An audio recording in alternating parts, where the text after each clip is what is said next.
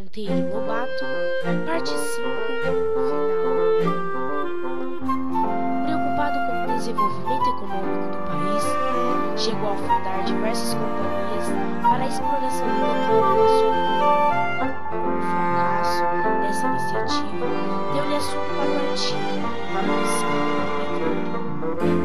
Já Gustavo, sua persistência em abordar esse tema, um patriota autêntico, valeu-lhe 3 meses de prisão. Em 2021, o escritor reencontra as esperanças no Brasil. Escrever para crianças era sua alegria. Mencionava as ideias antigas e escrevia constantemente. Achava que o futuro deveria ser mudado através da criançada, para quem dava um tratamento especial sem ser infantilizado.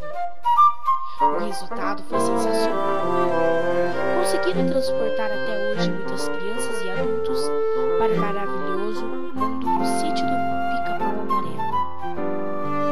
Faleceu em São Paulo no dia 4 de julho de 1948, aos 66 anos de idade, por causa de um derrame. Mas foi na literatura infantil que se consagrou como um dos mais importantes escritores que nossos pais já conheciam. Sua literatura infantil atravessou a fronteira brasileira e chegou a vários países do mundo.